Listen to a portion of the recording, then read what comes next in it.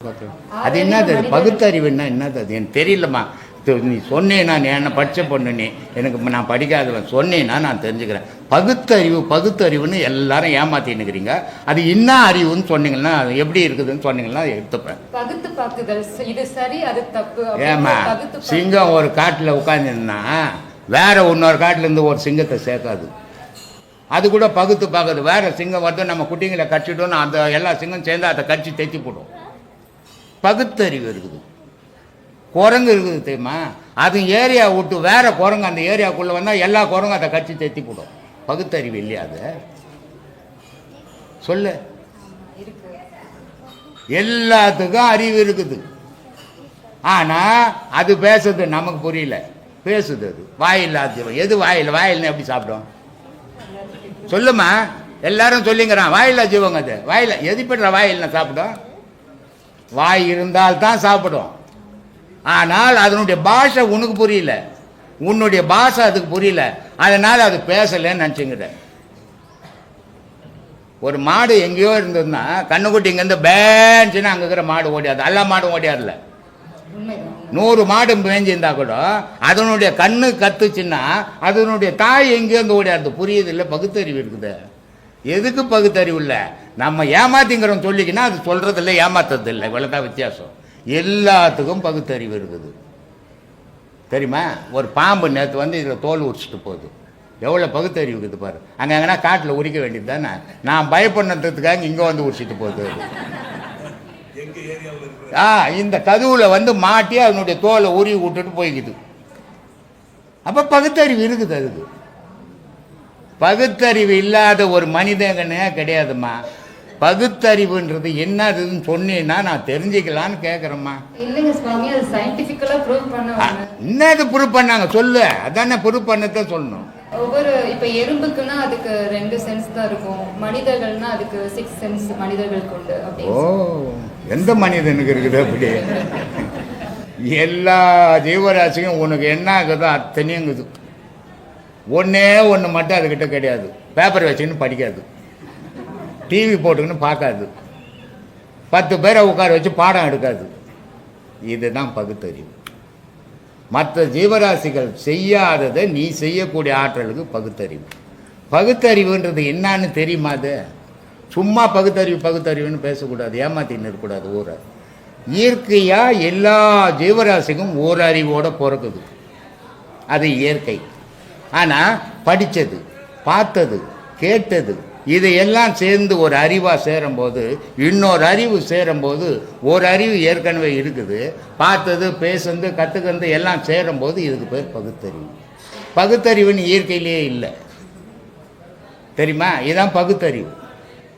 ஆனால் அது பார்க்கறது கிடையாது, பேசுறது கிடையாது, படிக்கிறது கிடையாது, கிளாஸ் எடுக்கிறது கிடையாது, டிவி பார்க்கறது கிடையாது, பேப்பர் படிக்கிறது கிடையாது. அதனால் அந்த அறிவு மட்டும் அதுக்கிட்ட இல்லைம்மா. மீது எல்லாம் நம்மக்கிட்ட என்ன செய்யணுமோ எல்லாம் அது செய்யுது. சொல்லுங்க.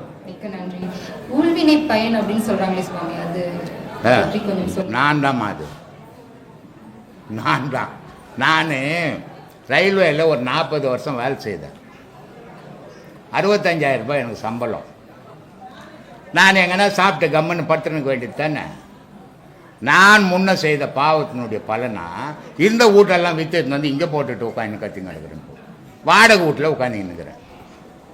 இதுதான் முன்வினை எனக்கு. இல்லைன்னா நான் ஒரு ஊட கட்டி நல்லா இருக்கலாம்ல, பொண்டாட்டி புல்லு கட்டிவிடா. எதுக்கு இவ்வளோ பேரை உட்காந்து ஆவி போக கத்தினுக்கணும்? மனிதனுக்கு 2 விதத்தில் உயிர் போகும். ஆயுள் குறையும். எச்ச துப்பிக்கினே இருந்தான்னா ஆயுள் குறையும். ஒரு மனுஷங்கிறானே சும்மா நான் இச்சுக்குன்னு எச்ச துப்புவான் சில பேர்.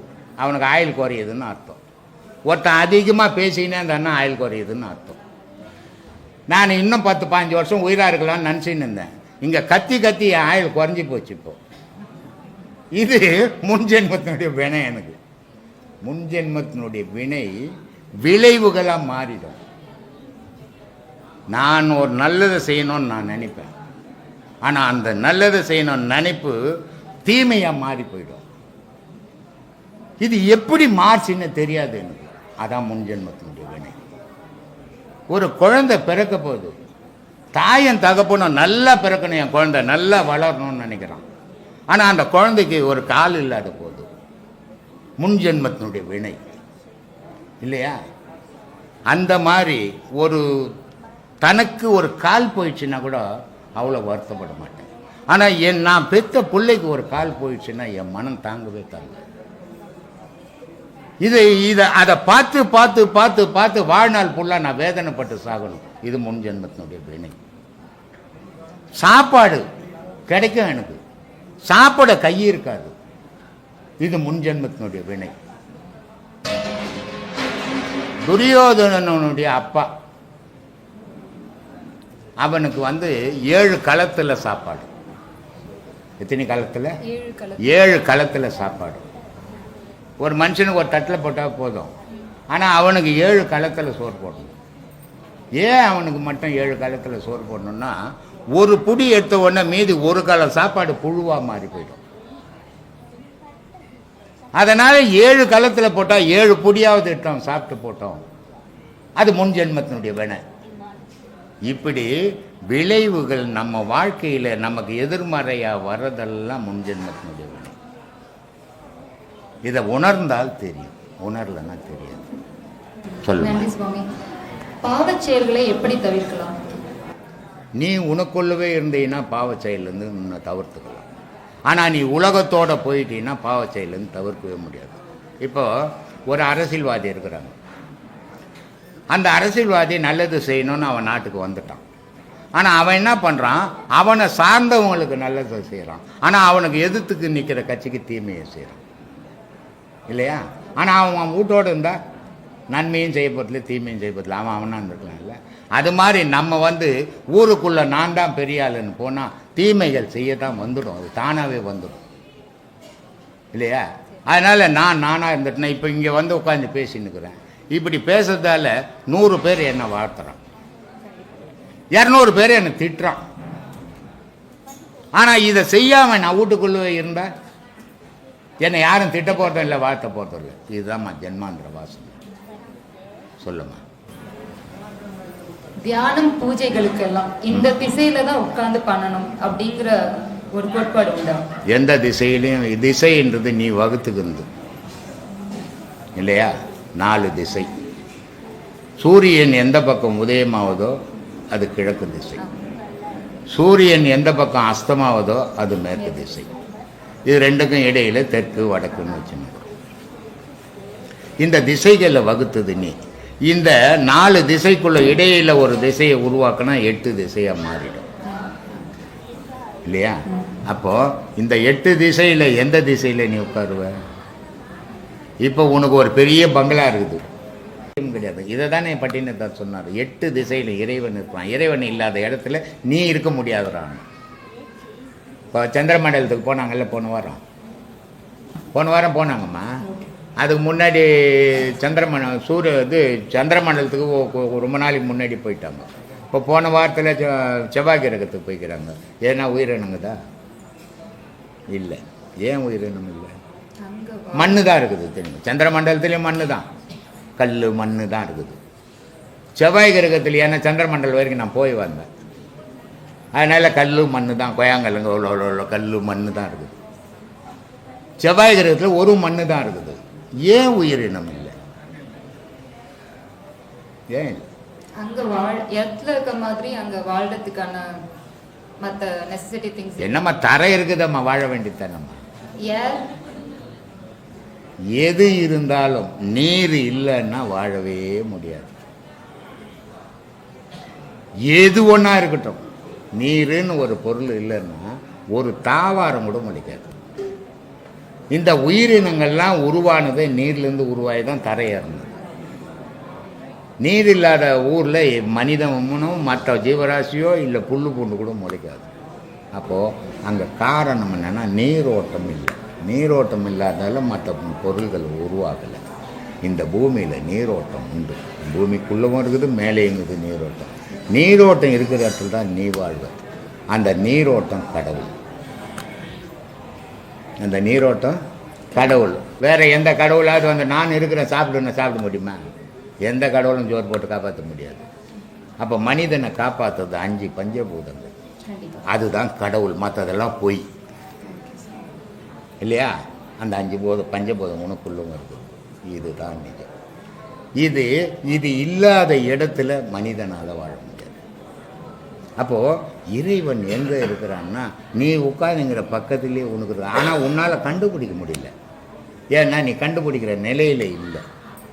ஆனால் இறைவன் இல்லாத இடத்துல உயிரினமும் வாழாது, மனிதனும் வாழ முடியாது. இப்போ பகுத்தறிவை பற்றி பேசுனேன். இது ஒரு காடு. இந்த காட்டில் மாடு பட்டும் கிடக்குது இல்லையா, பன்னி பட்டும் கிடக்குது, எல்லா ஜீவராசியும் பட்டும் கிடக்குது. ஒரு 3 கோடி ரூபாய் போட்டு ஒரு வீடை கட்டிக்கிற உனக்கு, உன் விருப்பத்துக்கு ஏற்ற மாதிரிலாம் கட்டியிருக்கிற, நீ ஒண்டியாக படுப்பியா உனக்குல? ஏன் படுக்குமா? நீ கட்டினத்தானே. பகுத்தறிவுன்றீங்களே, ஏமாத்தின்னு இருக்கிறோன்னு அர்த்தம். நீ கட்டின வீடு உன் வசதிக்கு ஏற்ற மாதிரி கட்டியிருக்கிற, நீ உன்னால் பட்டும் தூங்க முடியல. ஆனால் அது எதையுமே கட்டலை. பாம்பு போகுமா, பல்லி போகுமா, எது பிடிச்சா அதை கடிக்குமோ தெரில. ஆனால் மைதானத்தில் பட்டும் கிடக்குது, ராத்திரி பகலும் தூங்குது, நல்லா நிம்மதியாக தூங்குது. உன்னால் 3 கோடி ரூபாய் போட்டு கட்டிட்டு உன்னால் தூங்க முடியல, ராத்திரிக்கெல்லாம் மூச்சுன்னு சுற்றிங்கிற லைட் போட்டுக்கணும். ஏன் காரணம் என்ன? எண்ணங்கள், ஏமா பயம், எண்ணம் எல்லாமே கற்பனை. மனிதனுக்கு கற்பனை அதிகம், அதுக்கு கற்பனை கிடையாது, நிஜத்தில் வாழறது. அதனால் அது எங்கே ஒன்றா படுத்துக்குது. உனக்கு கற்பனை, இங்கே பட்டா பேய் வருமா, இல்லை யாருனா திருடம் வருவானா யோசித்துக்கினே இருப்ப கற்பனையில். அதனால் உன்னால் படுக்க முடியல இல்லையா? அப்போது மனிதனுடைய வாழ்வே அவன் பாதி பேர் கற்பனையில் வாழ்ந்துனுங்க. அதனால் அவன் தனித்து எங்கேயும் போக முடியாது. அவனுக்கு பயம் வந்துடும் தானாக. அவன் கற்பனை அவனை பயம் போட்டும் இல்லையா? அதை நம்மளை விட மற்றதெல்லாம் உயர்ந்த பொருள் தான். ஆனால் உலகத்திலே உயர்ந்தவங்க நம்ம தான். உயர்ந்தவனா மாறுறதில்லை, மாறணும். மாறுறதுக்காக தான் இவ்வளோ பேசிக்கிறோம். நம்ம பூஜை பண்ணும்போது எப்பவுமே நமக்கு அந்த லக்ஷ்மி கடாட்சம் இருக்கணும் அப்படின்றதுக்காக நிறைய பேர் நிறைய விஷயங்கள்லாம் பண்ணிட்டு இருக்காங்க. அப்படிலாம் பண்றதுனால நம்ம வீட்டுல வராது. துட்டுக்கிற வரைக்கும் லட்சுமி கடாசம் உங்ககிட்ட. உன்னை விட்டு துட்டு போச்சுன்னா பிச்சை கடாசம் தான். அதனால நீ பூஜை பண்ணி துட்டு வரதா நான் கூட பூஜை பண்ணிட்டோமா? பூஜை பண்ணிலாம் துட்டு வராது, உன் விதிப்படி வருது உனக்கு. அதை பயன்படுத்தி நல்லதுக்கு யூஸ் பண்ணிக்கோ. ஆனா இதெல்லாம் பண்ணி வருதுன்னா எல்லாரும் பண்ணி பணக்காரன் ஆயிடுவானே, ஏன் பிச்சைக்காரனே இருக்க மாட்டானே ஊர்ல? அதனால இதெல்லாம் கற்பனை. இந்த கற்பனை எல்லாம் நம்ம பேசக்கூடாது, நிஜம் மட்டும்தான் பேசணும். அப்ப எல்லாமே இவ்வளவு பாசிட்டிவாவும் ஸ்போர்ட்டிவாவும் ரொம்ப யதார்த்தமா சொல்லிட்டே இருக்கீங்க நீங்க. ஆனா சொல்ற ஒரு விஷயமும் உண்மை அப்படின்றது கேட்கும் போதெல்லாம் புரியுது. இப்ப ஆனா பெண்கள் பாத்தீங்கன்னா எங்களுக்கு மட்டும் ஒரே ஒரு விஷயத்துல மட்டும் ஒரு குறைபாடு இருக்கும். என்ன அப்படின்னா, எல்லா நாட்களையும் நாங்க சாமி கும்பிட முடியாது அப்படின்ற ஒரு நிலை. இது எங்களுக்கு கிடைத்த வரமா இல்ல இது? அந்த எல்லா நாட்கள்லயும் சாமி கும்பிடுற மாதிரி இருந்தா வாரிசுன்றது ஒண்ணு இருக்காது. அதை புரிஞ்சுக்கணும் நீங்க முதல்ல. ஆனா இப்ப மற்ற எல்லா நாட்களும் சாமி கும்பிடுற நாள் வரும் உங்களுக்கு. அந்த நாள்ல எல்லா நாட்களையும் கும்பிடலாம். ஆனா இப்போ இந்த கிறிஸ்துவ மதத்துல எடுத்துக்கிட்டீங்கன்னா எப்பனாலுமே பரவாயில்ல. அது வேற, நம்ம மதம் வேற. இது ஒழுக்கம்ன்றது இப்படிதான் இருக்கணும்னு வச்சுக்குது. அது வேற கதை. நம்ம கதைகளுக்கு ஒத்து வராது, இதுக்கு அதுக்கு ஒத்து வராது. அப்ப இந்த பிரின்சிபல் மட்டும் எங்களுக்கு பொருந்தும் இல்லம்மா. இப்ப நிறைய பேர் ரோட்டில் வருவாங்க, 3 நாள் ஆயிருக்கும் குளிச்சு, நல்லா சென்ட்டு கிண்டு போட்டுக்கின்னு வருவாங்க. அதனால சுத்தம்னு அர்த்தமா? அந்த மாதிரி இருக்கக்கூடாது. பெண்கள் என்றது சுத்தமாக இருக்கணும். ஏன்னா அந்த பெண்களுடைய வயிற்றுல தங்குற அழுக்கு தான் அந்த தீட்டு. அந்த தீட்டு அசுத்தமானது. அது அந்த அசுத்தமான தீட்டை சுத்தத்தில் எடுத்து வைப்பியா சொல்லு? வைக்க மாட்டேன். உனக்கு மனம் அருவருப்பா இருக்கும். அப்போ நீ உனக்கே என்ன தோணுது? நம்ம சுத்தமா போகணும், சுத்தமா இருந்து சாமி கும்பிடணும் அப்படின்னு உனக்குள்ளே தோணுதில்ல. இதுக்கு காரணம் என்ன? இளமையிலேருந்து உன் தாய் உன் தகப்பன் அதை சொல்லி கொடுத்துட்டாங்க, அவங்களுக்கு அது கிடையாது. அதனால இன்னொருத்தரை நம்ம கூட ஒப்பிடக்கூடாது. நம்மளுடைய போக்கு, நம்மளுடைய மதம், அதுக்கு ஒரு கோட்பாடு, அதுல என்ன சொல்லிக்குது, அதை விரும்பினால் நம்ம அந்த வழியில தான் போகணும். விரும்பலைன்னா உன் இஷ்டப்படி போகலாம். அதனால ஒழுக்கம் அவசியம், சுத்தம் அவசியம். தெய்வம்ன்றது ஒரு உயர்ந்த பொருள். இப்போ எல்லா மதத்திலையும் செருப்பு போட்டுக்கின்னு போவாங்க இல்லையா? இந்து மதத்தில் செருப்பு போட்டுக்கின்னு போகக்கூடாது. ஏன் செருப்பு போட்டுக்கின்னு போகக்கூடாது? போனா என்ன அப்படின்னு கேட்பான். இந்த செருப்பாகப்பட்டு நீ நடக்கிறது எதுல காலை வச்சு வந்தது இல்லையா? எதுலயோ கால் வச்சது இல்ல. அதை எத்தனை போய் இறை இருக்கிற இடத்துல வச்சுக்கினீங்கன்னா அப்புறம் எங்க உனக்கு சுத்தம் இருக்கும்? இறை வழிபாடு எங்க கிடைக்கும் உனக்கு? மன தூய்மையா இருக்கணும்ன்றோம், அதே மாதிரி மேலேயும் தூய்மையா இருக்கணும் இல்ல? அப்பதானே சுத்தம் வரும். அதனால அந்த செருப்பை கழட்டி வெளியே விட்டுட்டு உன் கால் அந்த செருப்பு தாங்கந்தாலும் சுத்தமா இருக்குது, அதனால நீ போலாம். உன் செருப்பு அங்க போக கூடாது. இதான் விவேகானந்தர் அமெரிக்காவில் செய்து காட்டினார். செருப்பு போட்டுக்கின்னு போகக்கூடாது உங்க மதத்துல அப்படின்றீங்களே, அதுல என்ன தவறு இருக்குது? நாங்கெல்லாம் எங்க மதத்திலாம் போட்டுன்னு போறோமே அப்படின்னுட்டாங்க. அப்ப அவங்களுக்கு பதில் சொல்லி ஆகணும். அவங்களுடைய தலைவர் போட்டோ ஒண்ணு கீழே வந்தது, பேப்பர், அது மேல இவர் செருப்பு காலை வச்சாரு. அவங்க கேட்கறாங்க, இது தலைவர் போட்டோ மேல கால் வைக்கிற, தலைவர் போட்டோக்கே கால் வைக்கிறேன், தெய்வத்துக்கு எப்படா காலை வைக்கிறதுன்னாரு. அது மாதிரி எந்த மதமா ஒன்னா இருக்கட்டும், தெய்வம்னு வழிபடும் போது அங்க சுத்தம்ன்றது ஒண்ணு அவசியம். முஸ்லீம்ல பாத்தீங்கன்னா நிறைய கறி சாப்பிடுவாங்க. மசூதிக்கு போயிட்டாங்கன்னா 12 வாட்டி கை காலு மொத்தம் மூஞ்சி எல்லாம் தேய்ச்சி கழுவி நிற்பாங்க. ஏன்? அப்படியே போய் கும்பிட்டா என்ன? தெய்வ வழிபடுற இடத்துல சுத்தம் இருக்கணும் முதல்ல, அதுக்காக தான் அவங்க அப்படி பண்றாங்க. இது அவங்க மட்டும் இல்ல, எல்லா மனிதனும் பண்ண வேண்டிய விஷயம் இது. இப்ப அடுத்தது இந்த வெள்ளரிக்கம்பூ. இந்த வெள்ளரிக்கம்பூ பாத்தீங்கன்னா நம்ம வந்து விநாயகருக்கு வந்து படைச்சா ரொம்ப நல்லது, விசேஷம் அப்படின்னு சொல்றாங்க. இப்படி ஒரு கடவுளுக்கும் ஒவ்வொன்னு இருக்கு. இப்ப சிவனுக்கு வந்து வில்வ இலை அப்படின்றாங்க.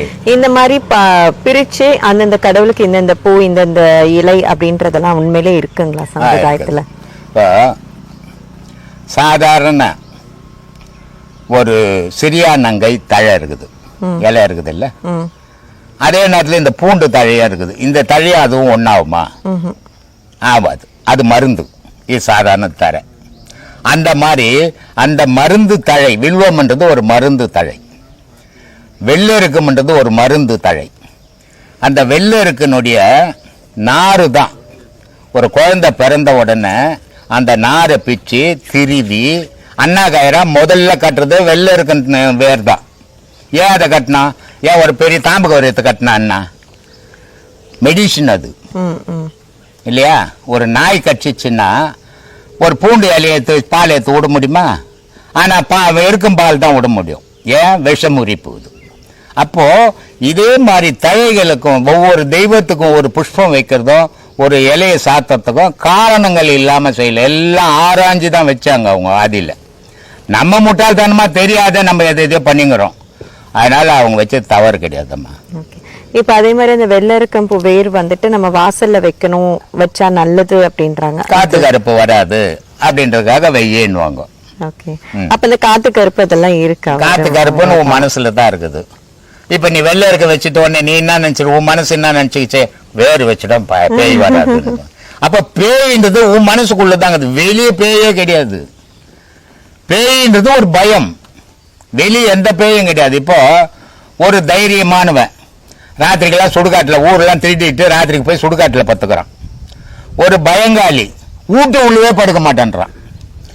இதுக்கு பேய் காரணமா பயம் காரணமா? பயம் தான் காரணம். வெள்ளருக்கு வேறு வச்சுட்டேன், என் வீட்டுல பேய் வராதுன்ற தைரியம் வந்துடுச்சு உனக்கு. அது வைக்கல, அது வைக்கலையே பேய் வருமான்ற பயம் உனக்கு. மொத்தம் ரெண்டும் உன் மனசுக்குள்ள தாங்க, அது வெளியே எதுவுமே கிடையாது. சொல்லுமா. இப்ப அப்படிதான் அப்போ முருங்கை மரத்துக்கும் நீங்க வந்து சொல்வீங்க. இப்ப அடுத்தது வந்து துளசி மாடம். துளசி மாடம் வந்து கட்டாயம் வீட்டுல இருக்கணும்னு அப்பெல்லாம் அது கண்டிப்பா இருக்கணும்ன்ற மாதிரி எல்லார் வீட்லயும் வைப்பாங்க. இப்ப அது வந்து ரொம்ப இதுவாயிடுச்சு. ஆனா அப்பெல்லாம் வந்து அதுக்குன்னு ஒரு மாடம் அமைப்பாங்க, அது பின்னாடி அதெல்லாம் இடம் தாராளமா இருந்த காலம். இப்ப எல்லாம் துளசி மாடம் வச்சு போட்டு இவனுக்கே படுக்க இடம் துளசி மாடம் எங்க இருந்து கட்டின்னு இருக்குது. துளசி ஏன் வச்சான்னா காலையில எழுந்து அதுக்கு ஒரு மஞ்சள் குங்குமம் வச்சு போட்டு அதுக்கு ஒரு தீவார்த்தனை பண்ணிட்டு 4 துளசி இலையை புட்டு சாப்பிட்டான்னா உடல் ஆரோக்கியமா இருக்கும். அதுக்காக துளசி வீட்டுக்கு வச்சாங்க. இப்பெல்லாம் துளசி வைக்கிற அளவுக்கு இடம் கிடையாது. இவன் படுக்கிறதுக்கு இடம் இல்லை, துளசி மாடம் எங்கிருந்து வைக்கிறது? அதனால அதெல்லாம் சாத்தியம் இல்லாத காலம். இப்ப அடுத்து இந்த கண் இமை துடிக்குது அப்படின்றாங்களா, லெஃப்ட் ஹேண்ட் சைடு துடிச்சா ஒரு பலன்றாங்க, வலது பக்கம் எனக்கு டெய்லி துடிக்குது ரைட் ஹேண்ட் சைடு. என்ன வருமானம் ஒண்ணும் வரல, வாயு சம்பந்தப்பட்டதுமா அது. காத்து சம்பந்தப்பட்டது, உடலுக்குள்ள காத்து சம்பந்தப்பட்டது, அது அதஷ்டம் சம்பந்தப்பட்டது இல்ல. எனக்கு டெய்லி துடிக்குது, ஏன்னா கொட்டுமா, நான் ஒன்னும் கொட்ட காணும். அதனால இதுதான் கற்பனைமா. இப்ப எல்லா விஷயமும் நீங்க வந்து ரொம்ப யதார்த்தமா சொல்றீங்க. அப்போ வந்து நீங்க வந்து கடவுளை எப்படி கும்பிடலாம்? நான் தான் கடவுள், எனக்குள்ளதான் இருக்குது கடவுள். அப்ப அது நம்ம எப்படி வந்து கும்பிடணும் நீங்க? அதாம்மா, எனக்குள்ள இருக்குது கடவுள். அதை எப்படி கும்பிடணும்னு நான் தெரிஞ்சுக்கினேன். என்னை தேடி வரவங்களுக்கு எப்படி கும்பிடணும்னு சொல்லியும் கொடுக்குறேன். ஆனா எல்லாராலையும் அப்படி கும்பிட முடியாது, வழி தெரியாம பயணம் பண்ண முடியாது.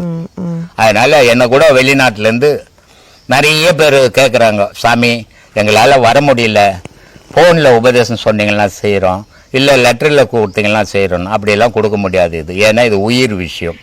நேராக வந்தால் நான் எப்படி செய்யணும், நான் செய்து காட்டி தான் உன்னை செய்ய வைப்பேன். வாயில் சொல்கிற விஷயம் இல்லை. அதனால் அப்படியெல்லாம் வர முடியாது, சொல்ல முடியாது, பண்ணிடுவேன். அதனால் இது வந்து கரெக்டாக வந்து குருக்கிட்ட வந்து உபதேசம் வாங்கி செய்தால் மட்டும்தான் செய்ய முடியுமே தவிர தானாக செய்ய முடியாது. வணக்கம்மா. இப்போ நீயா இருக்கும்போது உன்னோட பிறவி பயனை அடை அப்படின்னு சொன்னீங்கய்யா. அதில் நான் நீங்கிற நானா இல்லை டானா, எதுங்கய்யா சரி? டான் அப்படிங்கிறது சரியா, நானுங்கிறது சரியா? நான் என்றது ஆன்மா, தான் என்றது உடல். தான் சரிங்கய்யா ஆன்மா. அப்போ இந்த ஆன்மாவே உடல் சுமந்துங்குது. இந்த உடல் ஆன்மா நானா இருக்கணும், இந்த உடல் தானா இருக்கணும். அப்போ இந்த ரெண்டும் சேர்ந்ததான் இயக்கம். ஒரு பொருளா எதுவுமே இயங்காது. கணவன் மனைவி இல்லைன்னா குடும்பம்னு இல்லை இல்லையா? தாய் தகப்பன்னா பிள்ளைன்னு இல்லை. புருஷன் பொண்டாட்டி இல்லைன்னா கணவன் மனைவின்றது இல்லை. ஜீவனும் ஆன்மாவும் இல்லைன்னா மனிதன் இல்லை. அப்போ எல்லா பொருளும் இரு வகையா இருந்தால்தான் இயக்கும். ஒரு வகையா இருந்தால் இயக்கம் போயிடும். அதனால இரு வகையா இருக்கிறோம், உடலும் உயிருமா இருக்கிறோம். அப்போ உடல் உயிர், உயிர் என்றது நான், உடல் என்றது தான் இல்லையா? இது ரெண்டும் இணைஞ்சு தானே வாழறோம். ஆனால் இந்த ரெண்டுமே அடுத்தவங்க கிட்ட பாயக்கூடாது. அது ஆணவம்னு பேர். அது சரிங்க சரிங்க, இதுதான் ரொம்ப முக்கியமா. சொல்லுமா ஐயா. அடுத்தது திருமூலர் நீங்கள் சொன்னது தான் எனக்கு. அவர் வந்து 3000 வருஷம் வாழ்ந்தாருன்னு ஒவ்வொரு வருஷமும் ஒவ்வொரு பாட்டு சொன்னார்னு சொல்கிறாங்க. அதில் யோகம் பண்ணால் நீங்கள் ஒரு வேலையை முடிக்கிறதுக்கு இல்லை நீங்கள் நினைக்கிற வரைக்கும் வாழலாம், எவ்வளோ வருஷம்னாலும் வாழலாம் அப்படின்னு சொல்கிறாங்க. அது சாத்தியமாங்க ஐயா? அவங்களுக்கு சாத்தியம், நமக்கு சாத்தியம் கிடையாது. ஏன் அவங்களுக்கு சாத்தியம்? அவங்க வந்து அதை தான் சொல்கிறார். 4 பேர் எப்படி வந்தாங்க, யார் அவங்க அப்படின்னு சொல்கிறார். நந்தியின் அருள் பெற்ற நந்தி அருள் பெற்ற நாதரை நாடினேன், நந்திகள் 4 4 ஞானிங்களாம், இறைவனை அவங்கக்கிட்ட இருந்து வந்தவங்க. அதனால் அவங்க எத்தனை ஆயிரம் வருஷம் இருப்போம். நம்ம அம்மா கிட்ட இருந்து வந்தோம், அப்பா கிட்ட இருந்து வந்தோம். நம்ம குறிப்பிட்ட காலம் வரைக்கும் தான் வாழ முடியும். அதனால் சொல்கிறாரு, நந்தி அருள் பெற்ற நாதரை நாடினேன், நந்திகள் 4 சிவயோக மாமுனி 1 மற்றும் பதஞ்சலி வேகப்பாதர் 3 பேராச்சா, 15 பேர் திருமூலர் 4 பேரும் இறைவனுடைய அருள் பெற்று வந்தாங்களாம். அந்த 4 பேர் என்ன பண்ணாங்க, 2 பேர் வடநாட்டுக்கு போயிட்டாங்க, 2 பேர் இங்கே நின்றுட்டாங்க. சிவயோகியும் திருமூலரும் இங்கே நின்றுட்டாங்க, பதஞ்சலியும் வேகப்பாதரும் அந்த பக்கம் போயிட்டாங்க. அவங்களால வாழ முடியும். ஆனால் நம்ம ஒரு வேலை செய்கிறோம். இந்த மூச்சு இருக்குது, ஒவ்வொரு நிலையில ஒவ்வொரு மாதிரி மூச்சு போகுது. படுத்துன்னு இருந்தால் ஒரு மாதிரி மூச்சு போகும், நடந்து போனால் ஒரு மாதிரி மூச்சு போகும், நடக்கிறத விட ஓடனா இன்னும் கொஞ்சம் வேகமாக போகும், உட்கார்ந்து இருந்தால் ஒரு மாதிரி போகும். ஆனால் எல்லாத்த விட அதிகமாக மூச்சு வெளியேறது ஆணும் பெண்ணும் போகம் பண்ணும்போது. அப்போ தான் அதிகமாக மூச்சு வாங்கும். அப்போது ஒரு மனிதனுக்கு மூச்சு அளவு 15 ஒரு நிமிஷத்துக்கு 15 மூச்சு ஓடணும். 15 மூச்சு ஓடிச்சுன்னா 100 வருஷம் வாழலாம். அப்போது நம்ம போகம் பண்ணும்போது, ஓடும்போது, நடக்கும்போது நம்மளுடைய அவசரத்துக்காக நம்ம நடையை பயன்படுத்துகிறோம். இந்த நடையை பயன்படுத்தும் போது 15 ஓட வேண்டிய மூச்சு 20 ஓடும். 20 ஓடும் போது 100 வருஷம் வாழ வேண்டிய மனிதன் 50 வயசுல செத்து போயிடும் இல்லையா? ஒரு மனிதனுடைய ஆயுள் எது நிர்ணயம் பண்ணுறதான்னா மூச்சு. ஒரு மனிதனுடைய ஆயுள் எது நிர்ணயம் பண்ணுறதுன்னா விதி. அப்போ விதின்னா என்ன அப்படின்னு தெரியணும். வீன்னா காற்று, தீன்னா நெருப்பு, ரெண்டும் சேர்ந்தது தான் விதி. அப்போ இந்த ரெண்டும் சேர்ந்து மனிதனுக்குள்ள வாழும்போது தான் மனித வாழ்க்கை. இது ரெண்டும் சேர்ந்து முடிவு பண்ணுறது தான் அவனுடைய ஆயுள் காலம். இது ரெண்டும் சேர்ந்து முடிவு பண்ணுச்சுன்னா வெளியேச்சுன்னா அவன் இருக்க மாட்டான் இல்லையா? அதனால தான் விதி வழிபடி. அதனால சொல்கிறான், இருவினை மாடுகளை ஏக விடு போனேன், உன் அடங்கமான மாடு ஒன்று அடங்கி விடும் போனேன். இருவினை, நல்வினை தீவினை, இது எதிராக உருவாக்குதுன்னா மூச்சு தான் உருவாக்குது. இதை நல்லா ஓட்டி உள்ள அடக்கு, உன் அடங்காத மனம்ன்ற மாடு அடங்கி போயிடும். ஆனால் இது இஷ்டத்துக்கு ஓடிச்சுன்னா அந்த மனம்ன்ற மாடு அடங்காது.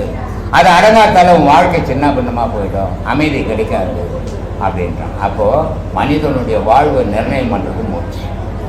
இந்த மூச்சினுடைய அளவு நம்ம தொழில் செய்தாகணும். தொழில் செய்தால் தான் ஜீவனம். திருமூலர் காட்டில் உட்காந்தாரு சோறு கிடையாது இல்லை, அவர் எங்கேயும் ஓட போகிறதில்ல, உழைக்க போகிறதில்ல. அதனால அவர் 3000 வருஷம் உட்காந்தாரு. நான் போய் 3000 வருஷம் உட்காந்துங்கிறேன்னு சொன்னேன்னா என்னோட மூடம் யாரும் இருக்க மாட்டான். ஏன்னா ஆகாரம் இல்லாதவன் இந்த பூமியில வாழ முடியாது. கடவுள் இருக்குதோ இல்லையோ அது அப்புறம். மனிதனுக்கு கடவுள் எதிரான நான் பல வீடியோக்கள்ல சொல்றேன். மனிதனுக்கு கடவுள் எதுன்னா மற்றதெல்லாம் கிடையாது, ஆகாரம் தான் கடவுள் இல்லையா? ஆகாரம்ன்ற ஒண்ணு இல்லைன்னா கடவுள்ன்றது ஒண்ணு இருக்காது. ஏன்னா மனுஷன்றது கடவுள் என்னுவான். அதனால கடவுள், அதனால்தான் இந்து மதம் இருக்குது, அது ஒரு புனிதமான மதம்.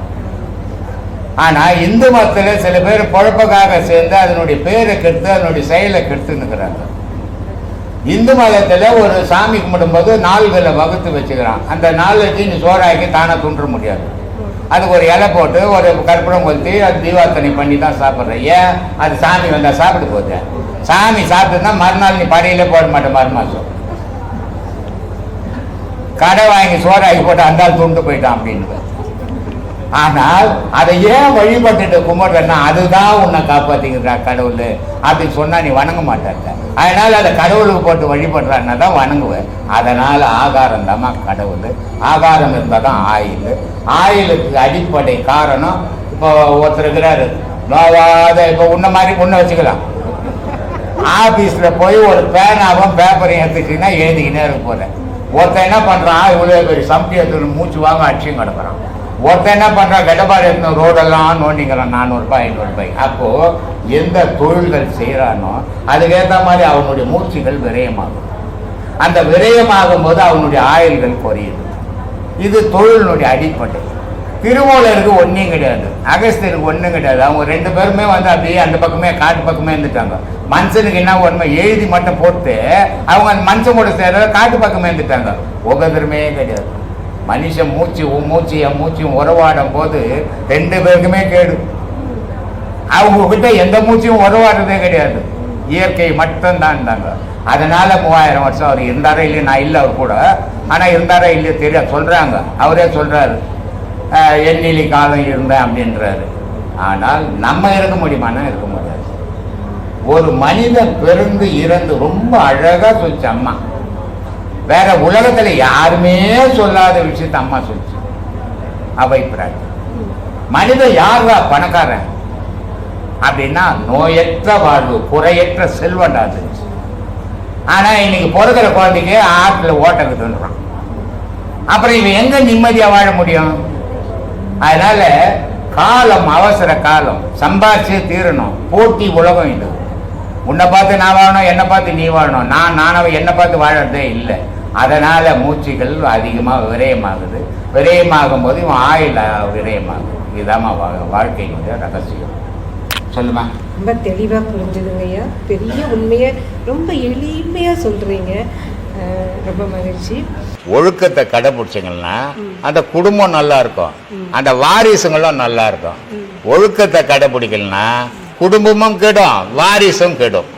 அதனால ஒழுக்கத்தை ஒவ்வொருத்தரும் ஆணா இருந்தாலும் பெண்ணா இருந்தாலும் ஒழுக்கத்தை கடைபிடிக்கணும்.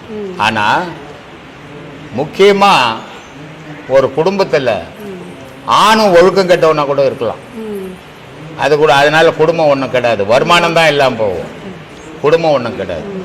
ஆனால் பெண் ஒழுக்கமானவள கண்டிப்பாக இருக்கணும், இருந்தால்தான் அந்த வம்சம் வந்து ஒழுங்காக வரும். ஆனால் அந்த குடும்ப தலைவி ஒழுக்கம் இல்லைன்னா அந்த குடும்பம் சதறி போயிடும். அதனால முக்கியம் குடும்பத்துக்கு ஒழுக்கம். சிறுவர்கள் சிறுமிகள் யோகா பயிற்சி எந்த மாதிரி இருக்கணும் சாமிஜி? 12 வயசுலேருந்து எல்லாருமே யோகா பயிற்சி பண்ணலாம். இப்போ இங்கிலாந்து நாடு, அந்த நாட்டு மக்கள்கிட்ட ஒரு ஒப்பீனியன் கேட்டிருக்கிறாங்க. பொல்யூஷன் அதிகமாகி போச்சு, மக்கள் நோய்வாய்ப்படுறாங்க, இதுக்கெல்லாம் என்ன பண்ணாலும் சொல்யூஷன் கிடைக்கும் அப்படின்னு சொல்லிட்டு இங்கிலாந்து நாட்டிலேருந்து கேட்டுக்கிறாங்க. இங்கிலாண்டில் நம்ம சீடருங்க இருக்கிறாங்க. உடனே அவங்க என்ன பண்ணாங்க, இதுக்கு சரியான விடை வேணும்னா குருவை கேட்கலாம் அப்படின்ட்டு என்கிட்ட கேட்டாங்க. அப்போ நான் சொன்னேன், இந்த சுகாதாரம் வேணும் அப்படின்னா ஒழுக்கம் வேணும், ஒழுக்கம் இல்லைன்னா சுகாதாரம் வராது. அதனால ஒழுக்கத்தை முதல்ல ஆரம்பத்திலேருந்து எடுத்துன்னு வரணும். அப்போ ஆரம்பத்திலேருந்து எடுத்துன்னு வரணும். நான் என்ன பண்ணணும், இங்கிலாந்து நாட்டு பள்ளிகள் எல்லா பள்ளிகளிலையும் யோகாசனம் சொல்லி கொடுத்தீங்கன்னா, யோகம் சொல்லி கொடுத்தீங்கன்னா ஒழுக்கம் வரும். அந்த ஒழுக்கம் வந்ததுன்னா சுகாதாரம் சீராக இருக்கும். அப்போ அடிப்படை ஆரம்பத்திலிருந்து அந்த குழந்தைங்களை சீரான நிலையில கொண்டாடணும், அது மனநிலையை. அப்போ மனநிலை சீரா வரணும்னா என்ன பண்ணணும், மூச்சு பயிற்சி அவசியம். அந்த மூச்சு பயிற்சியை பண்ணி அந்த பழக்கம் பண்ணி வரும்போது அந்த குழந்தைங்க நல்ல விஷயத்துல ஈடுபடும், நல்ல செயல்களை செய்யும், நல்ல பிள்ளைங்கன்னு பேர் எடுக்கும். இதுங்க நல்லதா இருக்கும்போது அந்த நாடே நல்லதா இருக்கும், அந்த நாடே பாதுகாப்பா இருக்கும், அந்த நாட்டில் நடக்கிறதெல்லாம் நல்லதா நடக்கும். அப்போதான் அது அடிப்படை. ஆனா நாடு நல்லா இருக்கணும்னு மனசுல நினைச்சுக்கணும், நம்ம செய்யறதெல்லாம் தீமைகளை செய்தோம்னா பொல்யூஷனும் வரும், எல்லாம் வரும். மெயின் வந்து பொல்யூஷனுக்கு அடிப்படை புகை. இப்ப வாகனம் வந்து ஆதியில வந்து ஒரு ஊர் இருந்ததுன்னா 2 வாகனம் வச்சிருக்கிறது கூட கஷ்டம். இன்னைக்கு ஒரு ஊர் இருக்குன்னா ஒரு வீட்டுல 2 வாகனம் இருக்குது. அப்போ அந்த புகைகள் வந்து பொல்யூஷனா மாறுது. இது 2வது ஜனத்தொகை அதிகம், நெரிச்சல். இப்போ ஒரு ரூம் இருக்குது, அந்த ரூம்ல ஒண்டியா உலாவாத போது வரைக்கும் அதுல அனல் தெரியாது. அந்த ரூமுக்குள்ள ஒரு 50 பேர் உட்கார்ந்தோம்னா என்ன ஆகும், அனல் ஆயிடும். அப்போ அங்க பொல்யூஷன் உண்டாகும். அப்போ நம்ம முதல் அடிப்படை குழந்தைங்களுக்கு ஒழுக்கத்தை கத்து கொடுக்கணும். ஒழுக்கத்தை வாயில கத்து கொடுத்தா அதுங்க வராது, ஒழுக்கத்துக்கு செயல்ல கொண்டு போகணும். செயல்ல கொண்டு போனா யோகம் கத்து கொடுத்தோம்னா அதுங்க வாழ்க்கையில கடைசி வரைக்கும் ஒழுக்கமா வாழும். அந்த ஒழுக்கம் அந்த நாட்டுக்கே வரும்போது அந்த நாடே நல்லா இருக்கும், எந்த சீர்கேடும் இல்லாம நல்லபடியா இருக்கும். அது நான் சொன்ன எழுதிக்கினாங்க. அந்த மாதிரி எல்லாத்துக்கும் அடிப்படை 12 வயசுலேருந்து யோகாசனம் கற்றுக் கொடுக்கணும். அப்புறமா யோகத்தை கற்றுக் கொடுக்கணும். யோகாசனம்ன்றது உடற்பயிற்சி, யோகம்ன்றது உயிர் பயிற்சி. யோகாசனம் வேற, யோகம் வேற. அப்போ இது அடிப்படையா பேசா அந்த குழந்தைங்க கத்துன்னு வந்ததுன்னா வாழ்க்கையில நல்ல எண்ணங்கள் வரும், நல்லதே செய்யும், தீமையிலேருந்து விலகிடும். சரி சாமிஜி, எனக்கு ஒரு டவுட்டா இருக்கு சாமிஜி. இந்த குழந்தைங்க வந்து ஒரு ஊனமுற்றமா பிறக்குதுங்க. சரி, அந்த ஊனமுற்றம் பிறக்கிற குழந்தைங்க வந்து ஒரு தாய் தாப்பம் செஞ்ச பாவங்களா இல்ல அவங்க முன்னோர்கள் செஞ்ச பாவங்களா? ஜி சாமிஜி, பாவம் மட்டுமா இல்லம்மா, ஊனமா பிறக்கிறதுக்கு பல காரணங்கள் இருக்குது. இப்போ ஒரு ஆணும் பெண்ணும் புணர்தல் பண்றாங்க. ஒரு பெண்ணு கர்ப்பம் தரிக்கிறாங்க. கர்ப்பம் தரிக்கும் போது சரியான வறுமை, சாப்பாடு சரியா இல்லை, ஆனா கர்ப்பம் தரிச்சிருக்கு, குழந்தை வளருது. இந்த பெண்ணுக்கு போக வேண்டிய ஆகாரம் மீதி அந்த குழந்தைக்கு போகணும், வளர்ற குழந்தை கர்ப்பத்துக்கு போகணும். போச்சுன்னா அந்த குழந்தை ஆரோக்கியமா வளரும். ஆனா அப்படி போல வறுமை, அதனால அது ஊனமா பிறகுது. இன்னொரு பக்கம் இது கர்ப்பமா இருக்கிற ஒரு பொம்பளை கர்ப்பமா இருக்கும்போது பட்னியாவும் இருக்கக்கூடாது, அளவு மீறி சாப்பிடக்கூடாது. சும்மா கிடைக்குதுன்னு இஷ்டத்துக்கு சாப்பிட்டோம்னா பெண்ணுடைய வயிற்றுல நீர் அதிகமா ஏற்பட்டா கண்ணுக்கு ஊனமா பிறக்கும். நீரும் மலமும் அதிகமாச்சுன்னா குருடா போயிடும். இதுக்கு யாருடைய பாவமும் இங்க காரணம் இல்ல, தாயே அதுக்கு காரணம். நிறைய பேர் சொல்றாங்க சாமிஜி, இப்ப வந்து பெத்தவங்க ஆமா பின்ன வெளியே சொல்லுவாங்களா, நான் தான் தப்பு செய்தேன்னு சொல்லுவாங்களா?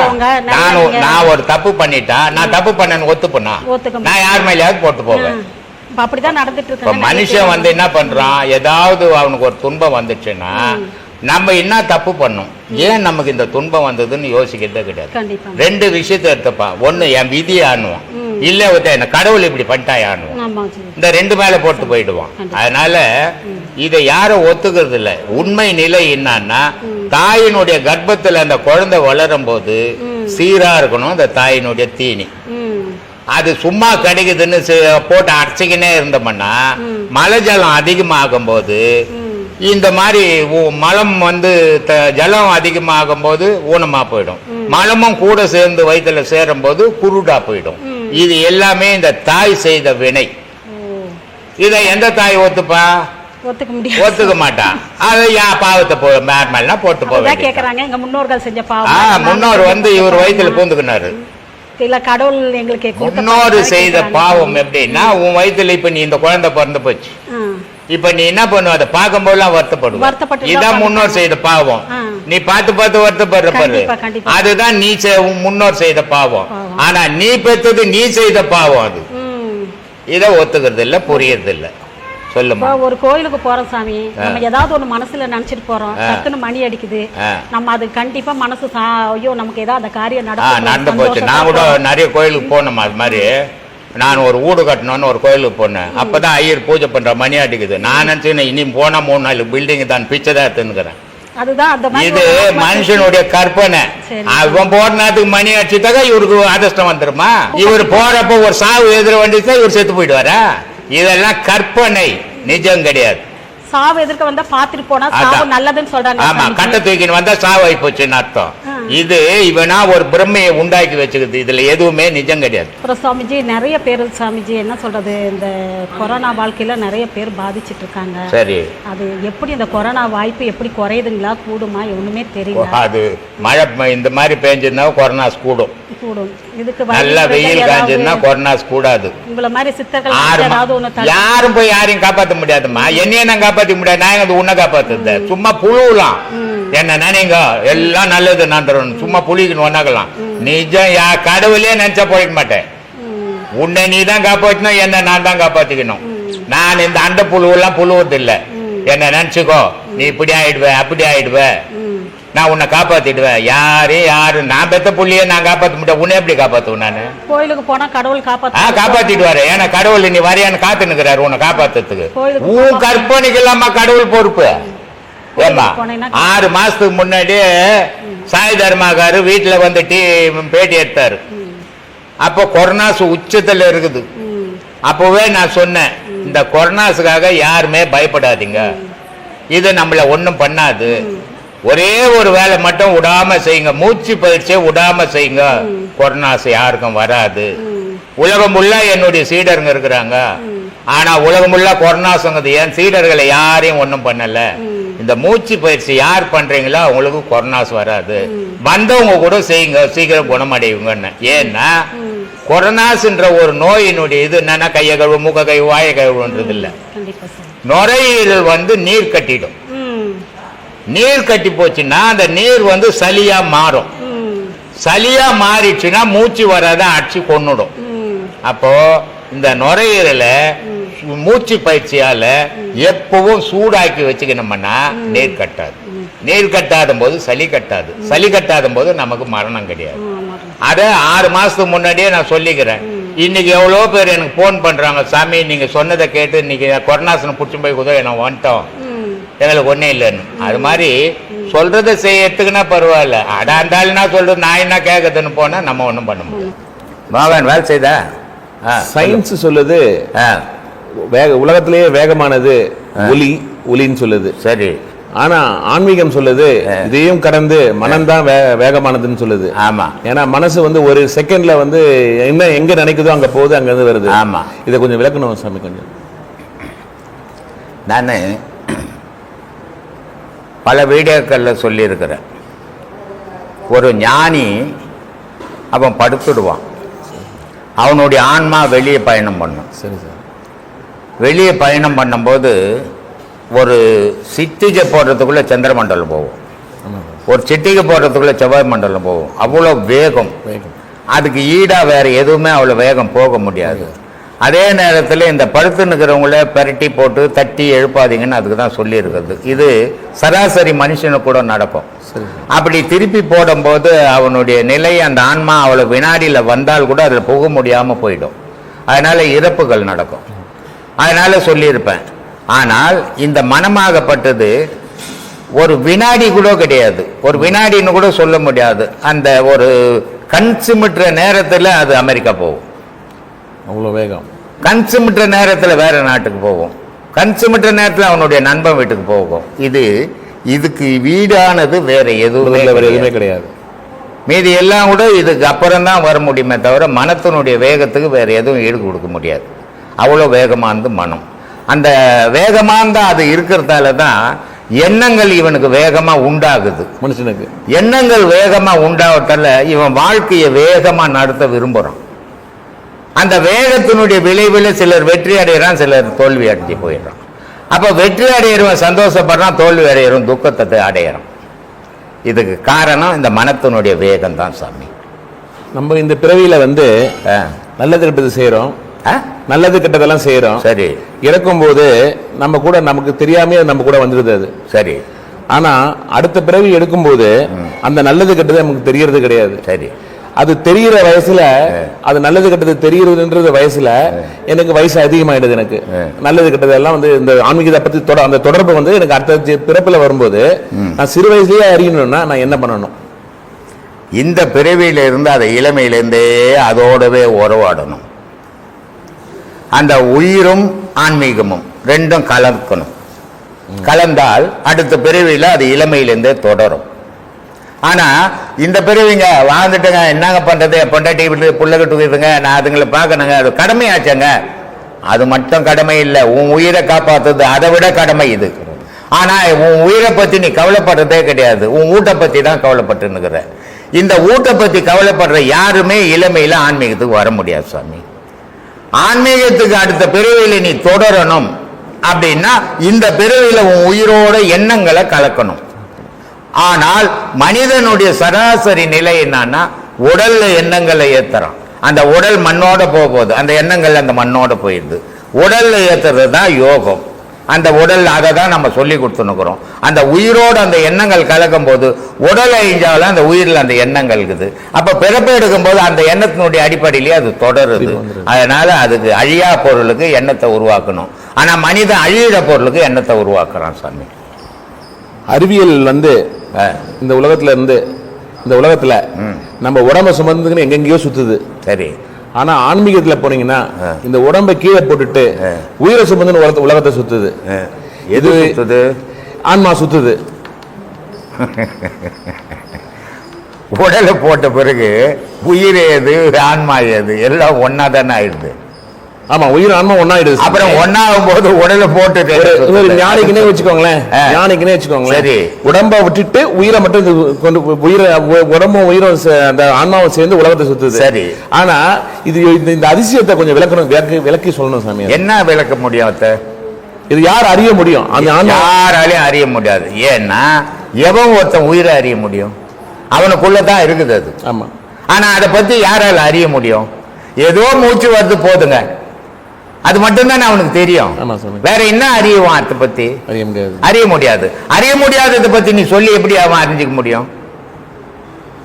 இது மகான்களுக்கு மட்டும் சாத்தியம், மனுஷனுக்கு சாத்தியம் இல்லை. எது சொன்னாலும் அவனுக்கு அதை பத்தி புரிய போறதில்லை.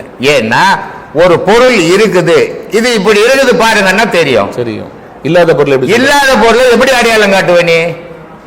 அது மாதிரி இவனால அறிய முடியாத பொருளை பத்தி பேசினா அவனுக்கு அறிய முடியாமையே போயிடும். இறைவன் எவ்வளவு அமைதியானவன், எவ்வளவு கோபக்காரன், எல்லாருக்கும். அதாவது இறைவனுக்கு அந்த அமைதின்னு சொன்னீங்கன்னா அது இரக்கம்னா அதை விட இரக்கம் வேற இல்லாத மாதிரி தெரியுது. சரி. கோபம் பண்ணா அதை விட கோபமே இல்லாத மாதிரி தெரியுது. சரி. இது எப்படி சாமி எடுத்துக்கிறது? அதுக்கு தான் இறைவனுக்கு 2 பேர் இருக்குது. கோபம் வரும்போது அவனுக்கு ருத்திரன் பேரு, இரக்கம் வரும்போது தாயுமானவன் பேரு. இல்லையா? தாயை விட கருணை உள்ளவன் அவன். ஏன்னா தாய் அவ பெத்த பிள்ளைக்கு மட்டும்தான் கருணை காட்டுவான். ஆனா இறைவன்ற தாய் உலகத்தில் இருக்கிற எல்லா உயிருக்கும் கருணை காட்டக்கூடியவன். அதே நேரத்தில் கோபம் வரும்போது அவனை விட கோபக்காரன் இந்த உலகத்துல யாரும் கிடையாது. அவன் ருத்திரனா ஆடிடுவான் மொத்தத்தையுமே. ஆமா. அதனால அவனுக்கு ஈடான கோபக்காரனும் கிடையாது, அவனுக்கு ஈடான அன்பானவனும் கிடையாது உலகத்துல. மனுஷன் கட்டுப்பாடு இல்லாம வாழறான். மற்ற அதாவது கட்டுப்பாடு இல்லாம வாழ்றான் அப்படின்னா இயற்கையிலிருந்து வேறுபட்டுறான். இயற்கையோட ஒன்றி வாழாம அவன் இஷ்டத்துக்கு வாழறான். ஆனா மற்ற உயிரினங்கள் எல்லாம் இயற்கையோட ஒன்றியே வாழுது. இந்த இயற்கையிலிருந்து மனுஷன் மாறுபட்டு வாழாதான் அழிவுக்கு காரணமா, உலக அழிவுக்கும் அதுதான் காரணமா? இந்த முதல்ல பூமி அதிர்வு வந்தது. இப்போ அடிக்கடி பூமி அதிர்வு மாசத்துல 4 வாட்டி வருது. சரி சார். இந்த பூமி அதிர்வுக்கு விஞ்ஞானம் என்ன சொல்லுதுன்னா பிளேட் நழுவுது அப்படின்னு. ஆனா அது இல்லை. பிளேட் இப்ப மட்டும் நழுவல, காலகாலமாவே இருக்குது பிளேட்டு. அப்பெல்லாம் நழுவாது, இப்ப மட்டும் மாசத்துக்கு 4 வாட்டி நழுவுறது இல்லை இது. இதுக்கு என்ன காரணம் அப்படின்னு பாத்தீங்கன்னா, கடல்ல இந்த அணுகுண்டு அத கடலுக்குள்ள உபயோகப்படுத்தி டெஸ்ட் பண்றோம். அதனுடைய அதிர்வு தான் பூமி அதிர்வு. பூமிக்குள்ள போட்டு டெஸ்ட் பண்றான், அதனுடைய அதிர்வு தான் பூமி அதிர்வு. ஆனா இதை விஞ்ஞானி மறைச்சு பூமி பிளேட் நழுவுதுன்றான். அது என்ன 20 வருஷமா தான் நழுவும், அதுக்கு முன்காலத்தெல்லாம் நழுவு இல்லையா? அந்த முதல்ல அந்த பூமி அதிர்ச்சி வரும்போது மணி 8 மணிக்கு நம்ம வீட்டுல மேல நான் படுத்துன்னுக்கிறேன், என் பக்கத்துல பையன் உட்காந்துன்னுக்கிறான், அதுக்கு மேல குர்த்தனக்கா இருக்கிறாங்க, டிவி சன் டிவி பார்த்துக்கினே இருக்கிறோம், பூமி அதிர்து. அந்த நேரத்தில் 8 மணிக்கு காக்காலாம் அதெல்லாம் ஒரே கத்திக்கின்னு போகுது. அப்ப நான் சொல்லிக்கினேன், என்ன காக்காலாம் இந்நேரத்துக்கு கத்துதேன்னு சொல்றேன். சன் டிவியில இருக்கிறோம், நியூஸ் வாசிக்கிறோம், ஆடுறான். அப்புறமா நம்ம சேர்ல உட்காந்துங்கிற பையன் ஆடுறான். உடனே நான் கீழே இறங்கி மேல இருக்கிறவங்க எல்லாம் கீழே இறங்க சொல்லிட்டேன். அப்போ இந்த அதிர்வுகள் இந்தோனேஷியாவில் நம்ம பீச்சில் எல்லாம் குதிரை சவாரி பண்றாங்கல்ல காசு கொடுத்து, அதே மாதிரி இந்தோனேஷியாவில் யானை சவாரி பண்றாங்க.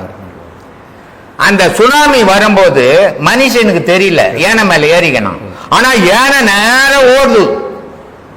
மனுஷன் யோசிக்கிறான், ஏன் யானை நேரம் ஓடுது, இந்த குறிப்பிட்ட தூரம் போய் சுத்தி வரும்போது சுனாமி வருது, அது தெரிஞ்சிச்சு. ஆனால் அந்த மிருகத்துக்கு தெரியுது இயற்கை மாறுபடுதுன்ட்டு. ஆனா 6 அறிவு உள்ள மனிதனால தெரிஞ்சுக்க முடியல. காரணம் என்ன? இயற்கையிலிருந்து மனுஷன் மாறுபட்டு போயிட்டோம். இயற்கையோட நம்மளும் இருந்திருந்தால் நமக்கும் தெரிஞ்சிருக்கும். நம்ம எல்லாமே வந்த பிறகு உணர முடியும். ஆனா மிருகங்கள் வர்றதுக்கு முன்னே உணர்ந்தது. காரணம் இயற்கையோடவே வாழுது. நம்ம இயற்கையிலிருந்து மாறுபட்டு வந்துட்டதால இயற்கையில நடக்க போற சீற்றங்கள் எதையும் நம்மளால முன்னாடி ஆராய முடியல. இது மனுஷனோட அழிவுக்கு காரணம் தானே? அதுதானே அடிப்படை. கலியுகம்னாவே அழிவு காலம்னு அர்த்தம். கலியுகம்னு சொல்றோம் இல்லையா, ஒவ்வொரு யுகங்கள் சொல்றோம். கிருதாயுகம், துரபா யுகம், கலியுகம் அப்படின்னு சொல்றோம். ஒவ்வொரு காலத்திலையும் அழிஞ்சு இருக்குது. இப்ப கலியுகத்துடைய கடைசியிலும் உலகம் அழிஞ்சுதான் ஆகணும். அழிஞ்சால் தானே புது உலகம் தோன்றும். இப்ப சுதந்திரம் வாங்கும் போது 37 கோடி இருந்தது இந்தியாவில், இன்னைக்கு 130 கோடி இருக்குது. அப்ப இப்ப இருக்கவே இடம் இல்லை. இன்னொரு 1000 வருஷம் போட்டா நம்ம நீ நான் நிக்க இடம் இருக்காது. அப்ப அழிஞ்சால் தான் திருப்பி உலகம் உற்பத்தி. அதனால இது அழிவும் உற்பத்தியும் அழிவும் உற்பத்தியும் உலகத்துக்கு நடந்துகிட்டு தான் இருக்கும். இந்த ஆன்மாவை சாந்தி அடையும், ஒருத்தர் இறந்துட்டாருன்னா ஆன்மா சாந்தி அடையணும், ஆன்மா சாந்தி அடையணும்னு சொல்லி எல்லாம் சொல்றாங்க. இது மனுஷனுடைய ஆதங்கம் தான். இது ஆன்மாவை சாந்திப்படுத்த யாரால சாமி முடியும்? யாராலையும் முடியாது. ஏன்னா என் ஆன்மா சாந்தி பெறணும்னா நான் வாழும் போதே சாந்தியா இருந்திருக்கணும். நீ சொல்றதால என் ஆன்மா சாந்தி அடையாது, ஊர்ல இருக்கிறவங்களாம் சொல்றதால சாந்தி அடையாது. நான் வாழும் போது என் ஆன்மாவை சாந்தி படுத்தி இருக்கணும். அப்ப அது மறையும் போது சாந்தி அடையும். இருக்கும்போது ஆடுன்னு ஆடிட்டு இப்போ செத்த பிறகு எங்க அவர் ஆன்மா சாந்தி பண்ணணும். இது மனுஷன் சொல்லிக்கிற வார்த்தை, ஏன்னா நிஜம் தெரியாது இல்லை அவனுக்கு. அதனால சொல்ற வார்த்தை யார சொல்லியும் சாந்தி அடையாது. யாராலையும் முடியாது. மனுஷன் இருக்கும்போதே மாற்ற முடியாது. அப்புறம் செத்து போன பிறகு அவன் இவன் சொல்ற வார்த்தை அதுக்கு கேட்கும். இதெல்லாம் யோசிக்கிறது இல்லை. இவனுக்காக அங்க போய் சொல்லிட்டு வரான், இவருடைய ஆன்மா சாந்தி அடையுது, அவருடைய ஆன்மா யார் சொல்லி நடக்க போற விஷயமா அது? அவரு அதுக்காக பண்ணிக்கின்னு இருக்கணும், அப்பா அது சாந்தி அடையும். மாசத்துல 2 நாள் வரும். இது வந்த 16வது நாள் அது வரும். அமாவாசை அப்படின்றது 20 நாள். இப்போ ஒரு ஆள் இறந்துட்டார், ஒரு தலைவர், அவருக்கு சிவப்பு கொடியை குத்திக்கினா போறாங்க சாவு. என்ன குத்தின்னு போறாங்க? கருப்பு கொடி. அப்ப ஏன் கருப்பு கொடி குத்துறாங்க? கருப்புன்னா துக்கம், துக்கம்னா இழப்புன்னு அர்த்தம், என்ன இல்லையா? அதனால கருப்பு கொடி கட்டிக்கிறாங்க. அமாவாசைன்றது துக்கம். அம்மா ஆசை, உன்னை பெற்றவங்க மேல உனக்கு ஆசை, அதனால அன்னைக்கு அமாவாசை கும்பிடுற நீ. நிறைய பேர் இப்ப பெற்றவங்களை கும்பிடுறதே கிடையாது. அதனால என்ன பண்ணிட்டான், மாசம் இவன் கும்பிட மாட்டான், மாலை அமாவாசைன்னு ஒண்ணு வச்சிடலான்னு ஒண்ணு வச்சுக்கிறான், அன்னைக்கு கூட போக மாட்டேன்றான். கேட்டா நான் வேற மதத்துல மாறிட்டேன்றான். ஆனால் ஒவ்வொரு மனிதனும் இறந்தவனை வழிபடணும். இறந்தவனை இவன் வழிபடும் போது இவனுக்கு பிறக்கிறது இவனை வழிபடும். அதுக்கு இது வழிகாட்டி. நீ வழிபடுறதால இறந்தவனுக்கு எதுவும் போக போறதில்லை. ஆனா நாளைக்கு உன்னை வழிபடுறதுக்கு நீ வழிகாட்டின்னு அர்த்தம் இல்லையா? அதனால இறந்த நாள் அமாவாசை, இருள் நாள் அமாவாசை, துக்கம் நாள் அமாவாசை. இப்போ ஒரு வீட்டுல உட்காந்துக்கிற, கரண்ட் போயிடுச்சு, என்ன பண்ணு சொல்ற? விளக்கேற்றினா கர்மாந்திரம் போச்சு, கரண்ட் ஆஃப் பண்ணிட்டானப்பா, இன்னத்துக்கு இருட்டில் நான் இதை எடுக்கணும் அதை எடுக்க முடியலப்பா அப்படின்றல. அப்போ ஒளி இருந்தாதான் உன்னுடைய செயல் இருக்கும், ஒளி இல்லைன்னா செயல் இல்லை. ஆனா அந்த ஒளியை நீ நெருங்கிடணும். நீ செய்யப்பட்ட ஒளி வேற, இயற்கை ஒளி வேற, 2 ஒளி இருக்குது உலகத்துல இல்லையா? கரண்ட் எல்லாம் நீயே போட்டுக்கிட்டு. சூரியனை யாரும் போட முடியாது, சந்திரனை யாரும் போட முடியாது, அது இயற்கை ஒளி. அந்த பௌர்ணமி நாள் அந்த ஒளி உனக்கு படும்போது உன்னுடைய பாவ புண்ணியங்கள் அழியுது. உன்னுடைய எண்ணங்கள் அந்த பௌர்ணமி நாள்ல இறைவன் மேலேயே இருக்கிறதால உன்னுடைய எண்ணங்கள் சுத்தப்படுது. அதனால பௌர்ணமி பூஜைகள், சித்தர்கள் இருந்து ஆன்மீகவாதிங்க பௌர்ணமி பூஜையை கொண்டாடுவாங்க, மாந்திரிகவாதிகள்லாம் அமாவாசையை கொண்டாடுவாங்க. சொல்லுமா? 5 அறிவு இல்லை 6 அறிவு இருக்குங்களா? 3 அறிவோடு தான் இருக்குன்னு சொல்லிட்டீங்க. ஆனால் 6 அறிவு படித்த மனிதர்கள் எல்லாருக்குமே இவ்வளோதான் செய்ய முடியுது, இவ்வளோ வேலைங்க தான் தெரிஞ்சுக்க முடியுது. ஆனால் உடலில் குறைபாடோட, கண் இல்லாமல், காது இல்லாமல், காது கேட்காம, இல்லை கை கால் இல்லாமல் இருக்கிறவங்க கூட நிறைய திறமைசாலிகளாக இருக்காங்க. அது எப்படி அவங்களுக்கு சாத்தியமாகுதுங்க ஐயா? மன இயக்கம். நல்லா இருக்கிறவனுக்கு ஆணவம், அவனுக்கு அவனுடைய அறிவை கண்ணை மறைச்சு, நான் நல்லா இருக்கிறேன், என்ன ஒன்றும் பண்ண முடியாது, நான் எல்லாம் பண்ணுவேன் அப்படின்னு சொல்லுவேன். ஆனால் இந்த ஊனமற்றவங்க, கண் இல்லாதவங்க, கால் இல்லாதவங்க, காது இல்லாத ஒரு அச்சம், நம்ம குறைபாடோட வாழறோமே, நம்ம சரியா வாழ்வோமா அப்படின்னு சிந்தனை ஜாஸ்தியாகும். இதுக்கு ஒரு எக்ஸாம்பிள் சொல்றேன். ஏதாவது ஒரு தொழில், ஒரு தையல் தொழில்னு வச்சுக்கோ, அரையும் குறையுமா வேலை கற்றுன்னுப்பான், அவன் பெரிய கடை வச்சுன்னுப்பான். ஆனால் எல்லா வேலையும் தையல் தொழில் தெரியும். அவன் வீட்டுக்கு போனீங்கன்னா படுத்து பாய்க்கு வருது. இதுக்கு காரணம் என்ன தெரியுமா? இந்த அரையும் குறையுமா இருக்கிறோம், நம்ம இதை விட்டா வேற வழி இல்லை, நம்ம இதில் சீராக வளரணும், வாழணும் அப்படின்ற எண்ணத்தினால அவன் சீராக இருக்கிறான். இந்த எல்லாம் தெரிஞ்சவன் எனக்கு எல்லாம் தெரியும்னு எதுவுமே இல்லாத போயிடுவான். அந்த மாதிரி குறைபாடு இல்லாத இருக்கிற மனிதனுக்கு ஆணவம் உச்சியில் நிற்க, நான் தான் உலகத்தில் எல்லாமே மாதிரி. குறைபாடு இருக்கிறவனுக்கு மனம் உறுத்திக்கினே இருக்கும். நம்ம குறையோடு இருக்கிறோமே, நம்ம வாழ்க்கையை ஜாக்கிரதையாக கவனிக்கணும், ஜாக்கிரதையாக போகணும். போன மாதம் ஒரு அம்மா வந்திருந்தாங்க. அந்த அம்மா உபதேசம் வாங்கினாங்க. அவங்க கொரோனாஸுக்கு முன்னாடியே வந்தாங்க. போன மாதம் அந்த உபதேசம் வாங்கினாங்க. 2 கண் பார்வைன்னு கிடையாது. அதனால கண் பார்வை இல்லை, அவங்க ஏன் கடவுளை தேடணுன்ற எண்ணம் வச்சுக்க கூடாது. அவங்களுக்கும் கடவுள் இருக்குது உள்ள. புறக்கண்ணால கடவுளை அறிய முடியாது, சிலைகளை தான் அறிய முடியும், இறைவனை அறிய முடியாது. ஆனா அகக்கண்ணால மட்டும்தான் இறைவனை அறிய முடியும். அப்போ அவங்களுக்கு புறக்கண் தான் இல்லை, அகக்கண் இருக்குது. இருந்ததால தான் இவ்வளவு தூரம் இந்த ஆசிரமத்துக்கு வர முடிஞ்சது. அப்போ அந்த அகக்கண்ணால இறைவனை பார்க்கட்டுமேன்ட்டு உபதேசம் கொடுத்தாங்க இல்லையா? அதனால குறைபாடு இருக்கிறவங்க எப்பவுமே புத்தி கூர்மையோடு இருப்பாங்க, சிந்தனை ஜாஸ்தி. இந்த குறைபாடு இல்லாதவனுக்கு ஆணவம் போய் இருக்கிற புத்தியை கூட அடக்கி வச்சுக்கணும். அதனால ஏற்பாடு. இந்த உடல் குறைபாடு இல்லாத குழந்தைகளை பெற்றுக்க முடியுமாங்க? முடியாதுமா. புரியாது. குறைபாடோட பெற்றுக்கணும்ன்ற வயிற்றுலயே கண்ணை குத்தி போடுறாங்க அம்மா, இல்லை வயிற்றுலயே காலை உடச்ச போட்டுருக்காங்க, வயிற்றுலயே நாக்காத்த போட்டுறாங்க, ஊமையா போறது. இந்த குறைபாடுகள், அதனால தான் நேற்று கூட சொன்ன மும்மலம். மனிதனுடைய வாழ்க்கையில மும்மலங்கள், ஆன்ம மலம், மாய மலம், கண்ம மலம். இந்த 3 மலங்கள் தான் அந்த குழந்தையினுடைய கர்ப்பத்தில் அந்த குழந்தையை ஒரு நிர்ணயம் பண்ணுது. இது எப்படி வரணும், எப்படி உலகத்தில் வாழணும் அப்படின்றது அந்த மும்மலம் தான் முடிவு பண்ணுது.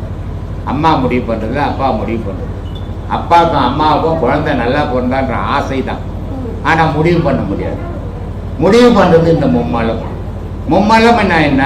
தாய் செய்த பாவம், தகப்பன் செய்த பாவம். இந்த 2 பாவங்கள்லேருந்து 2 பேர் விந்துல தான் அது உருவாகி வந்தது இல்லையா?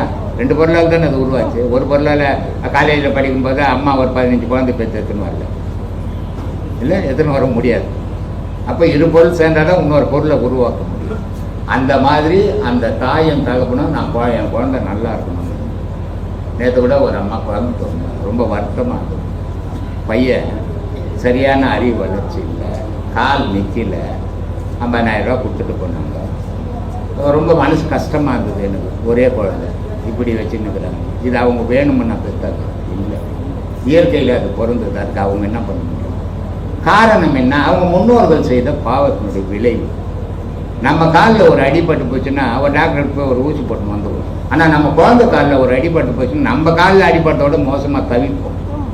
ஏன்னா இது நம்ம ஆக்கின பொருள்.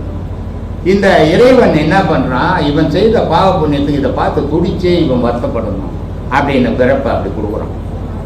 கால் இல்லாத, கை இல்லாத, கண் இல்லாத, வாய் இல்லாத, காது இல்லாத. இதுக்கு இன்னொரு காரணமும் இருக்குது. ஒரு தாய் கர்ப்பம் தரிக்கும் போது சும்மா கிடைக்குது, என் வீட்டுக்கார் நிறைய சம்பாதிக்கிறாரு அப்படின்னு ஊரில் இருக்கிறதெல்லாம் வாங்கி கொண்டுக்கூடாது. ஒரு தாயினுடைய கர்ப்பத்தில் மழை ஜலம் அதிகமாக சேர்ந்ததுனாக்கா குழந்தை ஊனமாக போயிடும். அதே நேரத்தில் எனக்கு வருமங்கன்ட்டு பட்னியாக இருந்தாலும் குழந்தை ஊனமாக போயிடும்.